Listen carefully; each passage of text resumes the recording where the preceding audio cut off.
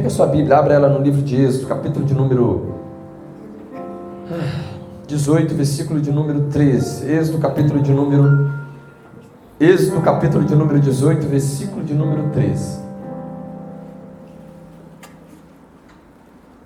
Êxodo, capítulo de número 18, versículo 13.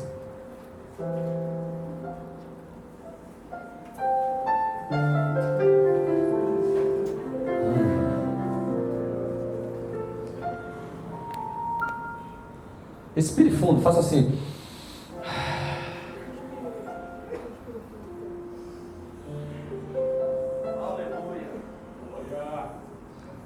Às vezes nós estamos muito ocupados.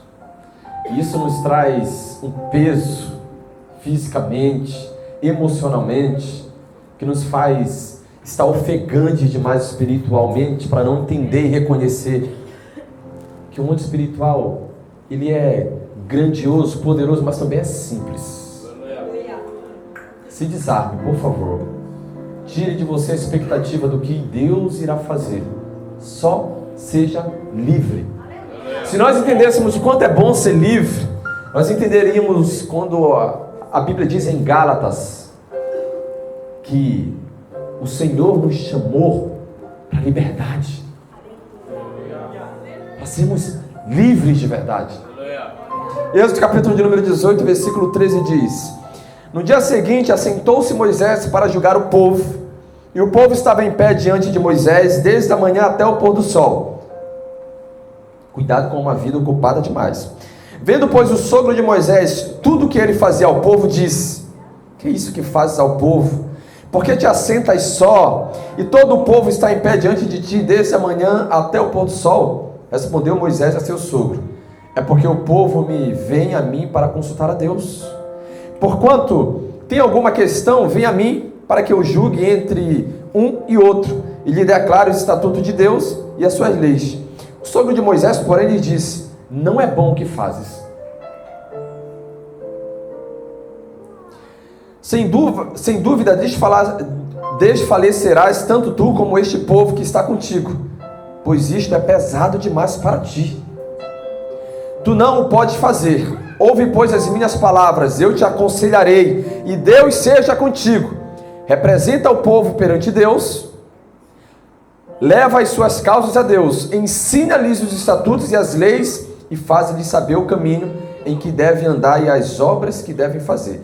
Procura dentre o povo homens capazes, tementes a Deus, homens de verdade que aborrecem a avareza, põe-nos sobre eles por chefe de 1000, chefes de 100, chefe de 50 e chefe de 10, para que o julgue este povo em todo o tempo.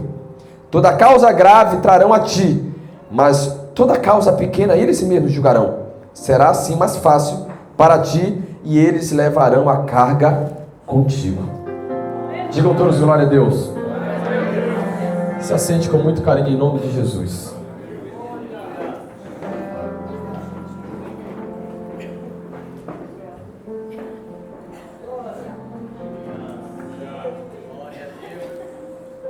Não poderia eu começar a ministração antes de dar um abraço no pastor que eu admiro muito, que é o pastor Ronaldo, e sua esposa.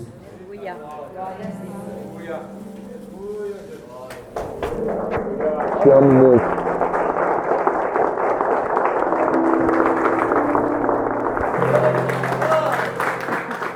Deus te abençoe em nome de Jesus.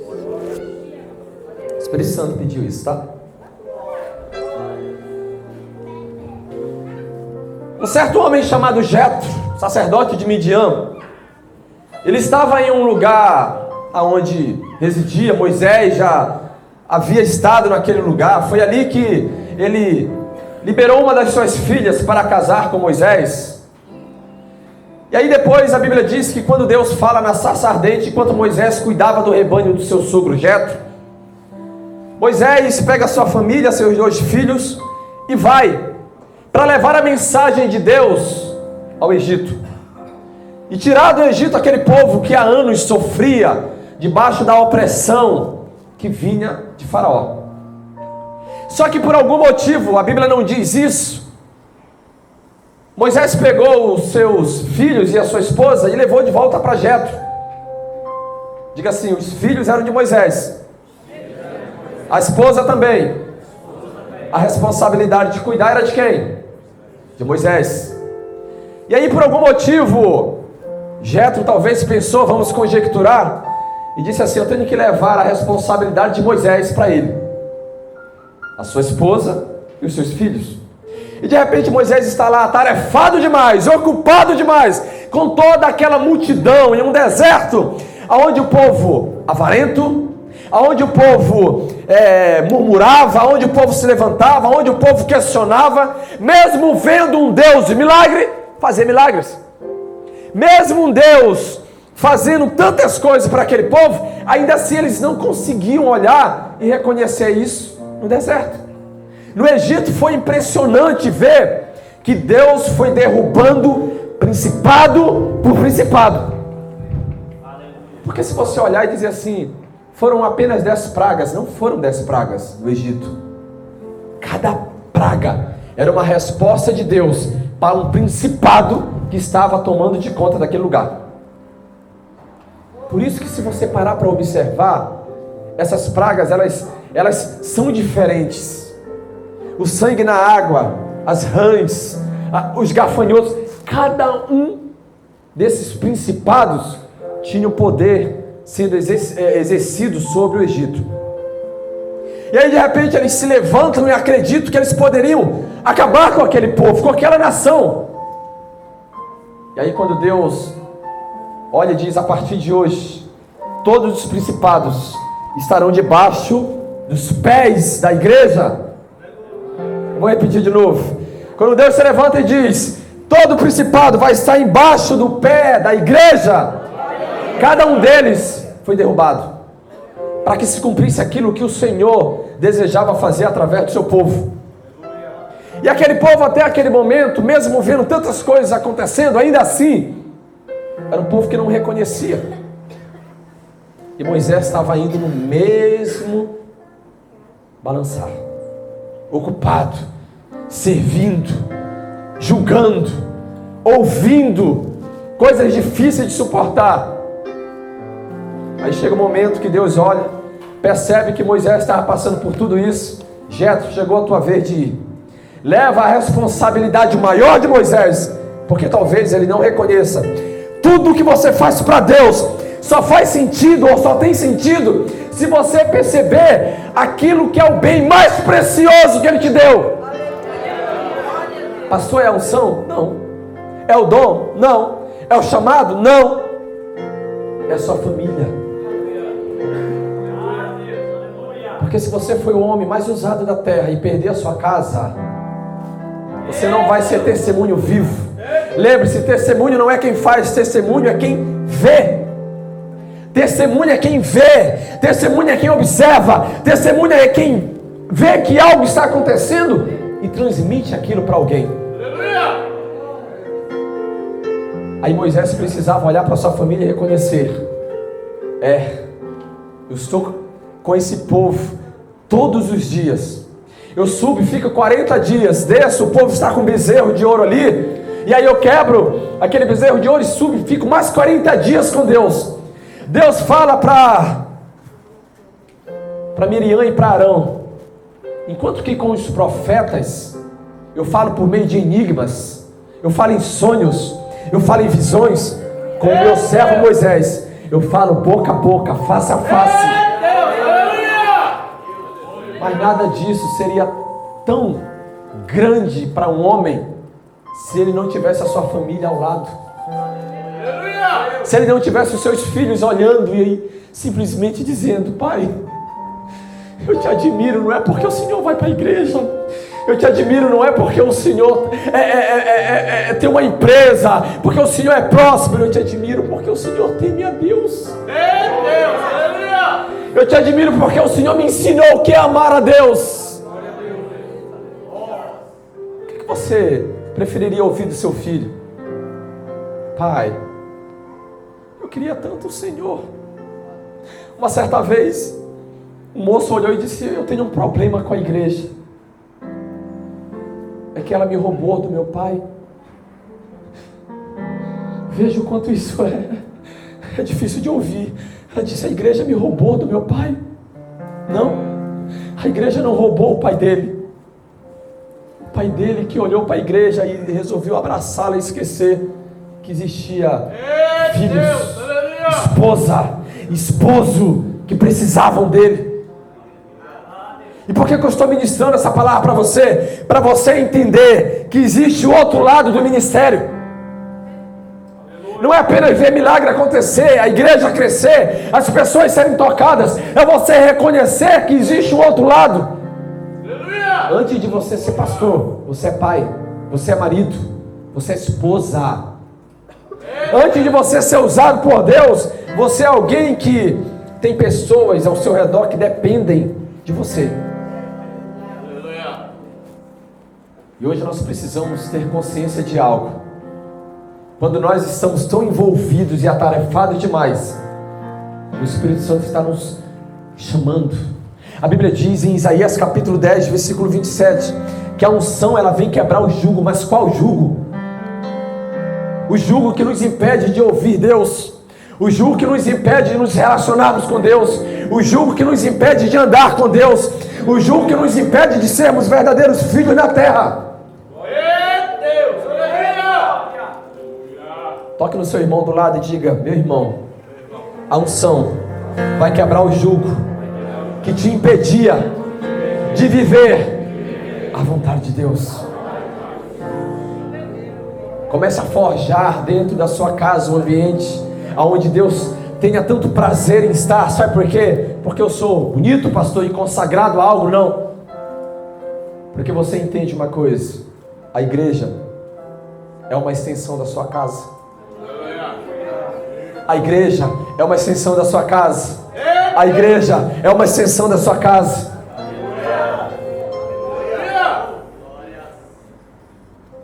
Quando você olha para alguém aqui, eu não estou falando de quem está nos visitando ou de quem ainda não conhece Jesus. Eu estou falando de quem conhece Jesus. E você vê que a pessoa não consegue parar, fechar os olhos para adorar a Deus. É porque em casa ela não tem tempo para isso. Talvez ela saia de casa pela manhã, volte à noite, e ela não tem aquele momento para parar e... Calma. O que eu estou fazendo? Eu estou resolvendo tomar conta de tudo. Enquanto isso, Deus está olhando para mim e dizendo: filho, se precisar, eu estou aqui. Se precisa de uma palavra, eu estou aqui. Se você precisa de um abraço, eu estou aqui. Se você precisa de cura, eu estou aqui. Se você precisa de paternidade, eu estou aqui. A orfandade precisa ir embora.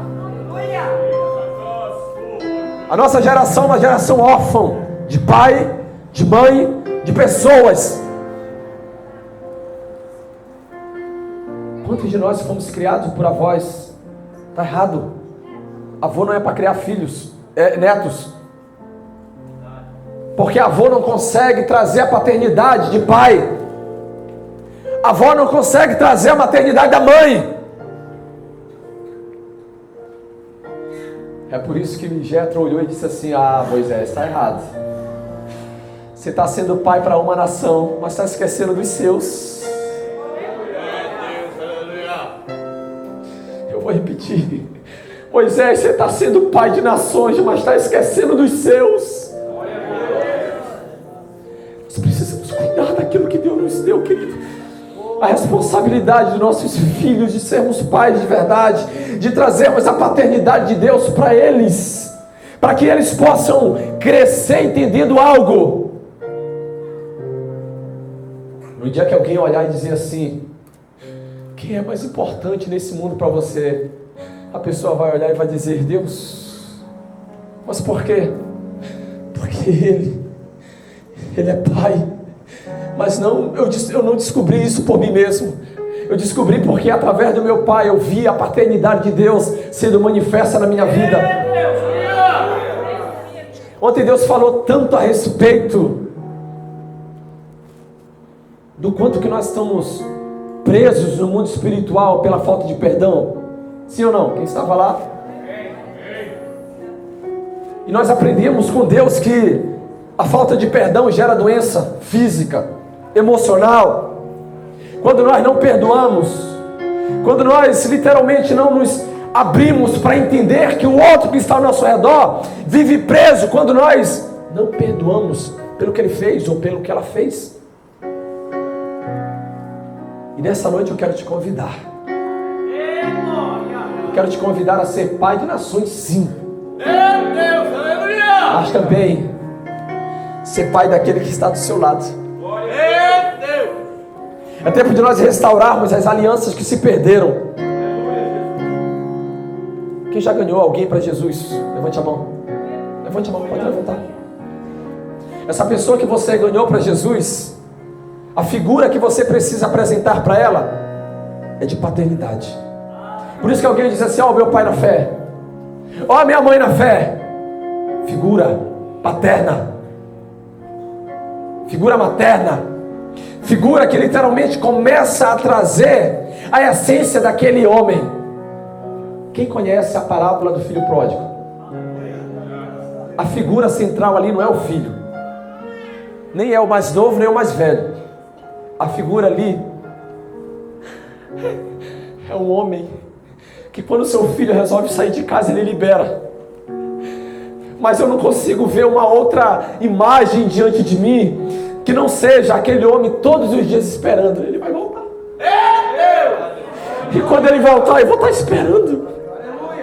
Porque a Bíblia diz que quando aquele moço surgiu longe, o pai dele o viu, o avistou de longe. Então o pai estava lá esperando. Está chegando o momento do meu filho voltar. Ele vai voltar para casa. E o relacionamento vai ter sentido de novo. Pode aumentar, meu filho, por favor. Pode aumentar isso. Pode aumentar, que estou sentindo um fogo vindo daqui de cima, ó. E aquele pai, a figura é o pai. É aquele pai que estava esperando o filho voltar. Só que existe um segredo, que quando o filho vem, o pai não olha e diz assim: pois bem, né? Agora deu tudo errado, está voltando, é? Não. A Bíblia diz que quando aquele pai vê, ele corre, abraça o filho. E o princípio de honra, princípio de honra. Sandália nos pés, veste. Anel no dedo de volta. O pai não julgou o filho pelo que ele fez lá fora. O pai só reconheceu: o filho, se você voltou, eu estou aqui. Eu estou aqui para cuidar de você. Eu estou aqui para me relacionar com você. Eu estou aqui para trazer a paternidade de volta para você. Porque lá fora ele não teve. Lá fora ele gastou tudo, sabe por quê? Porque nós, como pais, nós temos que reconhecer: o filho está gastando demais. Filho, vem cá. Eu quero ensinar você a unção. Eu quero ensinar você o dom de administrar. O filho está tomando decisões precipitadas. Filho, vem cá. A paternidade tem o poder de gerar isso. Por favor, procure alguém que te ajude. Pastor, mas não seria o Espírito Santo para me ajudar? Isso. Procure alguém que te ajude, mediante a pessoa do Espírito Santo de Deus. Porque às vezes nós estamos tão frustrados com Deus que nós não conseguimos ouvir Deus falar. Quem já passou por isso? Que de repente, não precisa levantar a mão, que de repente você disse assim: Deus está em silêncio. Não está. Deus não fica em silêncio, queridos. É nós que estamos com entulho demais sobre nós e não conseguimos ouvir Ele falar. Muitas das vezes nós dizemos assim: Deus ficou 400 anos em silêncio. Entre o Antigo Testamento até João Batista, Deus não falava. Calma, como não? Se a Bíblia diz que existiam profetas no templo que permaneciam ali todo o tempo, uma mulher e um homem. E aí de repente aquele homem diz assim: agora pode me levar, porque eu vi. Deus não estava em silêncio. Aquele profeta estava ouvindo Deus a respeito de Jesus. A Bíblia fala daquela profetisa no templo que orava e jejuava dia e noite. Quando ela vê Jesus, Deus não estava em silêncio. É que eu e você muitas das vezes estamos tão ocupados que nós não conseguimos ouvir Deus falando. Lembra de Apocalipse capítulo de número 3, versículo 20? eis que estou à porta e bato. Se alguém ouvir a minha voz e abrindo a porta, entrarei em sua casa, cearei com ele e ele comigo.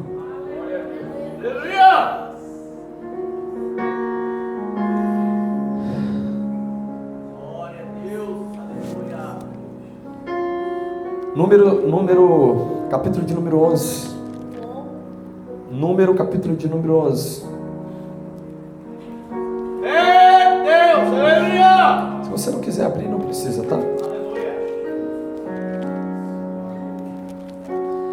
Capítulo de número 11. Versículo de número 10. Então Moisés ouviu chorar o povo por famílias, cada um à porta da sua tenda, e a ira do Senhor grandemente se acendeu, e pareceu mal aos olhos de Moisés. Disse Moisés ao Senhor: por que fizeste mal a teu servo? E por que não achei favor aos teus olhos, visto que puseste sobre mim a carga de todo esse povo? Olha Moisés murmurando: concebi eu porventura todo esse povo? Dei-o eu à luz, para que me digas: leva-o ao teu colo, como a ama leva a criança que mama, a terra que sob juramento prometeste a seus pais? De onde teria eu carne para dar a todo este povo? Você sabe o que é interessante? O povo estava com saudade do melão, o povo estava com saudade de carne, o povo estava com saudade de alho, o povo estava com saudade de cebola, o povo estava com saudade de pepinos. Está no versículo 5 do capítulo 11. De onde teria eu carne para dar a todo esse povo? Pois chora diante de mim, dizendo: dá-nos carne que possamos comer. Eu sozinho não posso levar todo esse povo, pois me é pesado demais. Se assim me tratas, mata-me de uma vez. Eu te peço, se tenho achado favor aos teus olhos, e não me deixes ver a minha miséria.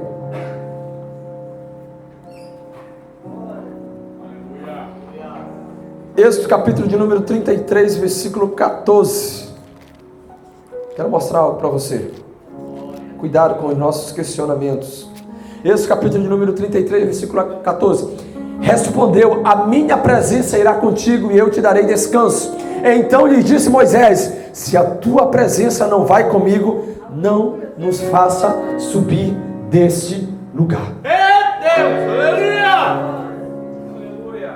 O problema de sermos ocupados demais é que Deus deseja andar conosco, mas nós não falamos a mesma coisa que Moisés fala. Parece que nós estamos falando de homem diferente. Enquanto que em Números capítulo 11, a partir do versículo 10, Moisés deseja a morte. Em Êxodo 33, versículo 14, ele fala algo para Deus: se a tua presença não for conosco, não nos faça sair desse lugar. Aleluia! Moisés estava entendendo: sem ele eu não sou ninguém. Eu não posso andar sem ele. Eu não posso me expressar sem ele. Eu não posso falar sem ele.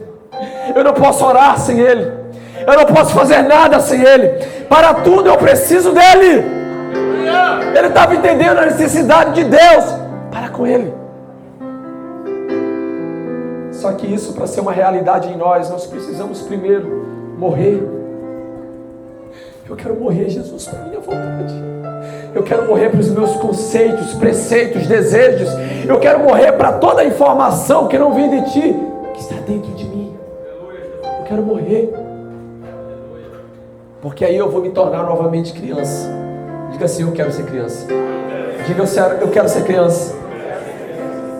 Ser adulto é muito ruim. Ser adulto é muito ruim. Eu digo para as pessoas que esse guri lindo aqui, chamado Matias, é uma cura para a minha vida. Todo dia eu com a minha esposa vê o crescimento dele, e as pequenas atitudes nos faz perceber: ser criança é bom. A inocência da criança é tão bom. Você vê que te faz perceber: Deus, por que eu estou crescendo? Por que eu estou me tornando adulto? Quando nós começamos a nos tornar adultos, a inocência começa a ir embora. Nós já temos cuidado com o que falamos para Deus. Não, Deus, calma. Querido, tira esse paletó, pelo amor de Deus, se isso está te afastando de Deus.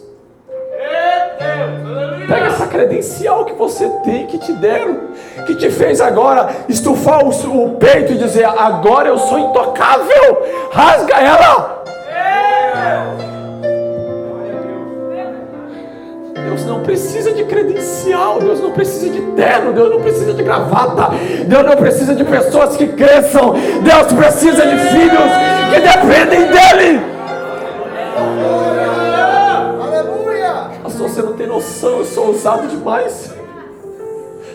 Deus não está preocupado com isso, pelo amor de Deus.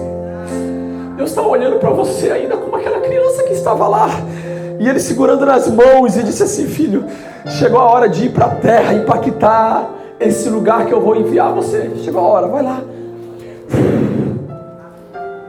É essa criança que Deus está olhando. E você acreditando: agora sim, está aqui o certificado. Teólogo, agora ninguém vai conseguir debater comigo. Teologia está enraizada em mim. Eu aprendi tudo. Eu aprendi sobre os livros poéticos, os livros proféticos. Eu aprendi a hermenêutica. Engraçado, quem sabia que Hermes é o nome de um demônio? Hermenêutica. Hermes é um deus grego. Engraçado. A hermenêutica, a ciência de interpretar a Bíblia, a palavra. Engraçado, Deus escreve. E Hermes que vai dar entendimento, dar interpretação. Diga assim: quem revela a palavra é aquele que a escreveu.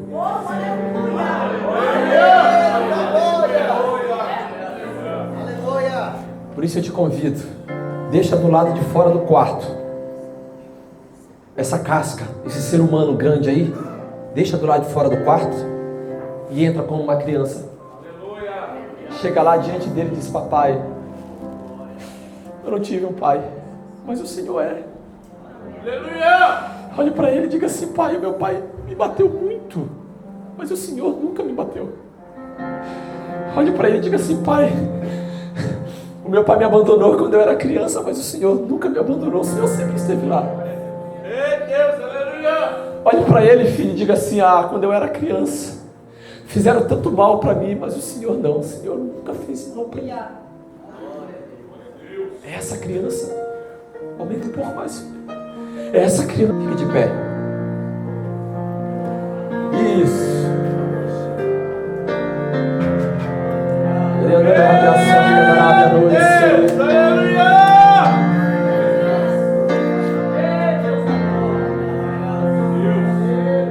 Cadê as crianças de Jesus? Cadê elas? Cadê as crianças? Cadê? Cadê as crianças de Jesus? Cadê as crianças de Jesus? Pois bem, quando nós somos crianças, temos que agir como tal. Inocentes, dependentes, desesperados.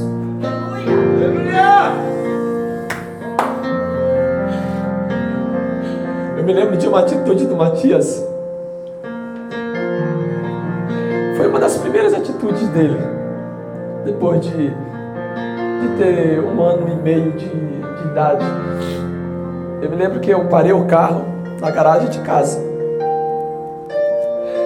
E aí quando eu olho, lá vi ele correndo: papai! Ele veio correndo, deu um abraço em mim tão forte. Eu olhei para aquilo e disse: Deus, obrigado por estar me curando. Porque ver meu filho correndo, com saudade, querendo encontrar o pai de novo, me fez perceber, Deus, que o Senhor está querendo de volta isso. Que a gente corra para o quarto: pai! E a gente abrace ele, chore, se derrame diante dele. As pessoas começam a crescer no ministério, elas param de chorar. Mas antes, quando Deus a chamou, elas choravam por qualquer coisa. Qualquer coisa se fazia chorar. Se alguém dissesse assim: Jesus é bom, elas... Aí agora não, agora alguém diz assim: Jesus é bom, ela... Não sei, ainda não experimentei. Você esqueceu de como era antes.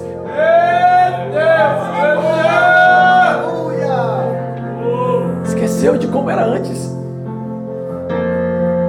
Que ele te chamava, filha, levante para orar. Você esqueceu, filho, que ele dizia assim, 3 horas da manhã, o sono ia embora, você, não acredito, o que está acontecendo? É insônia, não é? Era Jesus dizendo, vamos conversar. Mas 3 horas da manhã, isso? 3 horas da manhã.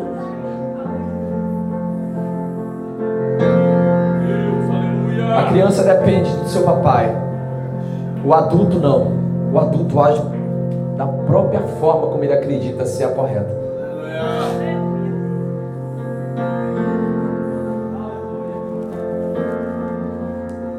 E as marcas dentro de nós estão ferindo a nossa inocência.